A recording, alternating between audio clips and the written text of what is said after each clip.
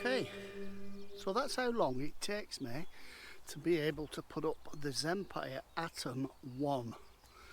So that's 9 seconds on the time lapse.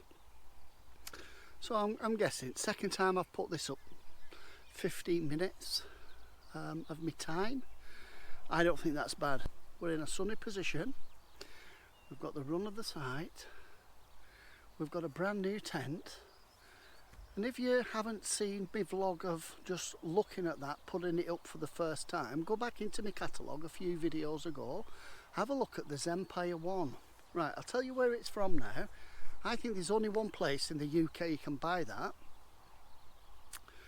And that's Winfields in Accrington. And if you notice on social media, they've started to advertise all their tents. I bought this off them because it was a lightweight one-man tent that could go in a smaller 40-litre rucksack and doesn't take up hardly any room. Now I will go through at some point the issues with this, but I can't find issues just yet because I haven't used it. So I want to use it now for the next 3 to 5 days. I want to see how I get on with it in height, in everything, how it's pegged out, if it rains, if it's waterproof. And they say the waterproofness on this is the best. So it's made in New Zealand. No, it's made by a company in New Zealand, but made in China, I think, is Zenpire. And I think it's a good looking tent. Now they say not in very high winds should you use this tent. They say, I don't know what they call high winds. Over 30 mile an hour, 50 mile an hour, 70 mile an hour. I won't use any tent in 70 mile an hour, not even 50. I'll do 30. I'd try this at 30, but there's very limited guidelines on this, so there's only 2 guidelines and everything else is pegged at the base. But it's very sturdy. And it's got the little monobrow at the top, going across the top, so that helps. I've got my head at the lower end. It's looking quite spacious. I'm 5'8". My feet are, I don't know, 4-inch front bottom and 8-inch front top. So I think you can get a 6'2" in here. It's cosy, it's comfy with my airbed. I've got the mesh door zipped up. Can't see it, but there we are. Can you see the mesh? There you go. I've got the mesh door zipped up. It's gone really claggy outside, so it's very, very foggy. And then just show you up here. This shows the cross beam and the main pole behind my glasses that goes right down through the middle of the tent. So it's a one pole wonder, this. It's got a pocket at the bottom and a pocket behind my head. And yeah, between here and the fly sheet, there's about 3-inch all the way around. In places 5-inch, and it's well made. It looks good. It feels good. Its mesh is small enough to keep the smallest of midges out. I've got some midges here on the inside of the fly, and they're fine. I've got this lovely sleeping bag here, this big, well quilted. This is a very old one, but it's very, very comfortable. Anyway, that's the inside. What do you think? Somewhere to hang your glasses as well. So I get the sun in my face. I'm calming down a bit now. I was really hot. So I get the sun in my face. I'm eating out of the back of the car, But if it's really nice, which it's going to be, I'll cook on the table. I'm just going to use this for sleeping in and chilling out. The rest of the time I'm going to be out and about. I'm going to be flying a drone. I'm going to be walking on the beaches. And I'm just going to have time to chill out and reflect. I now like my setup that I've got with the car. I've had so much work done on it now. Literally, if you've been following, I've had new tyres, I've had new rear axle, I've had all new brakes, discs, I've had new swinging arms on the front and the back. I've had a brand new clutch in it. I've had wheel bearings front as well as disc pads and all the front control arms. I've had all that sorted, and it's cost me a pretty penny, but I like the car, and it was easier to go and spend, you know, the kind of money on this than it was to buy another car. I'm actually really happy at the moment with my tent setups. I'm not really someone who clamours after buying loads and loads of tents. I've had my Tour 200 for my motorbike for a long time, and it's a heavy tent is that, but it's big enough to take anywhere.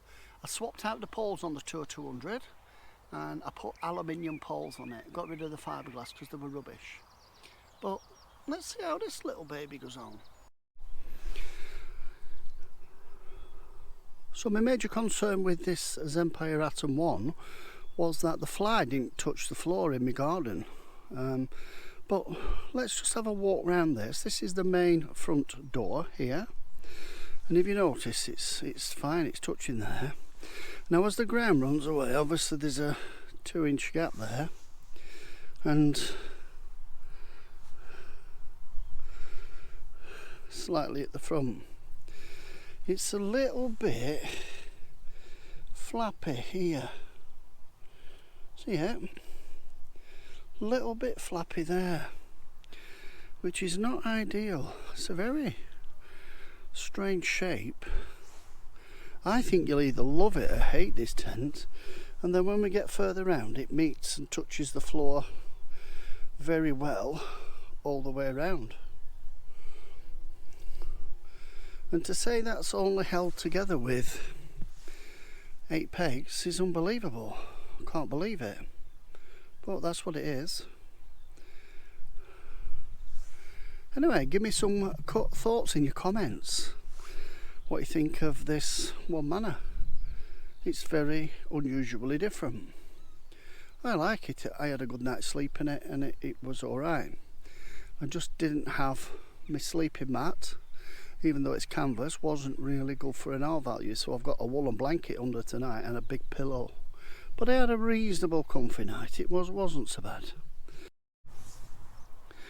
Okay folks, there's 2 things that I'm not getting on with this tent very well with.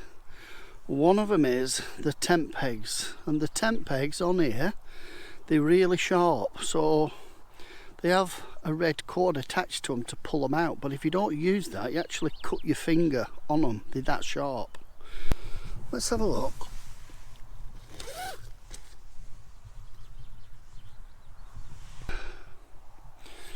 Don't know if you can see that, but these here, unbelievably sharp. That are razors. There's 3 of them on every one. So I don't think that is really good. Let's see if you can see them from this company. The other minor detail is the crossbar. And I might not be able to show you this till tomorrow, but the crossbar, if you don't get it in its sleeve, I think it could puncture the side here. There's like a little sleeve that it goes through and then covers over the end, and if you've just not got that quite right, it sticks into the tent fly. The porch is reasonably okay. I'll pull the porch back and let you have a look with it all back. So that's how it looks now, with the porch fully open. Got the sun coming straight in and it gets really hot quickly. And if you notice, it's a full mesh side. It's a full mesh side here. Admittedly, now I've slept in it for 3 nights, it's only big enough.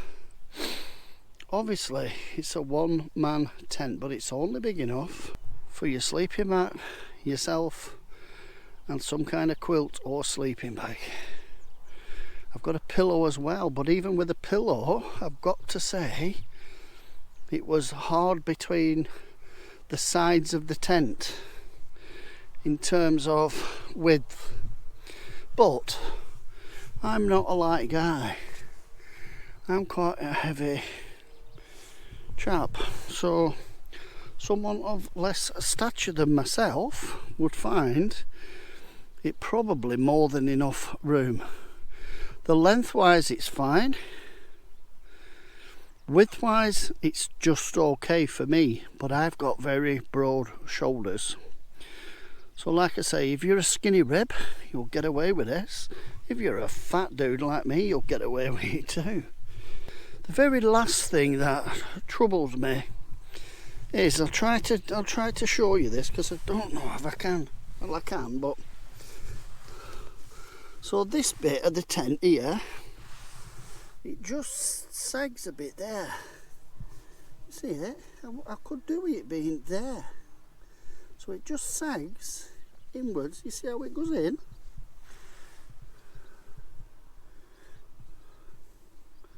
That's not great, but it's not bad either. Right, so that's me griping over to say how much I've paid for this, to say how cosy a tent it is, where it's come from, the shape. Do I like the shape? I have to say I don't dislike the shape. It's the very most weirdest shape I've ever seen on a tent.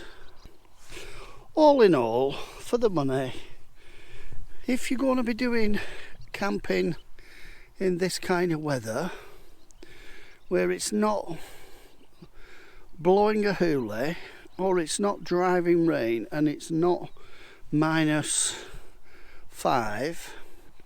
3-season tent with all this mesh on, doesn't let any bugs in whatsoever, but a 3-season tent with mesh all the way around on the inside is really good, especially when it's got just the one pole, and obviously the brow pole as well. But I'll call it all one pole. All comes together in one cluster, so there's not 2 poles with it. It's colour coordinated, it's red end there, black end at the other side. You cannot pitch this wrong, but I'll just warn you, don't pull out the pegs without using the cord or a tent puller, because if you do, they go and stick right through your skin. I've had it, I've only done it once. Won't be doing it again. In fact, I'm going to change the pegs out on this. Friends are back. I think they think it's the new hen hutch. It's not your hen hutch, it's where I live. Well, at last we're getting to test out the hydroscopic head on the tent. It's raining. So I found that it seems dry. It's not heavily raining, but it's raining enough, as you can see on the tent above me. I'm glad it's all on the outside, because if it was on the inside I'd have to bail. That's not happening. Anyway, it's dry, it's looking good so far. Well, there was a little bit of drippage from the top, but only a few drops, nothing to really worry about.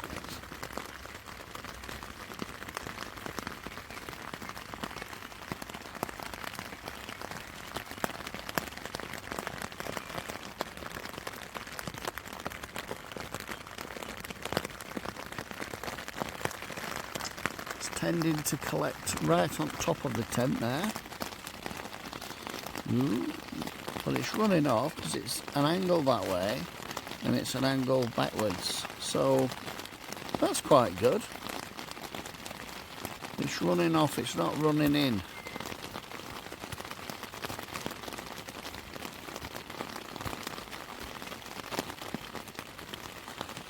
Right, that's the test done. Just got to get out of bed and make me breakfast. This is day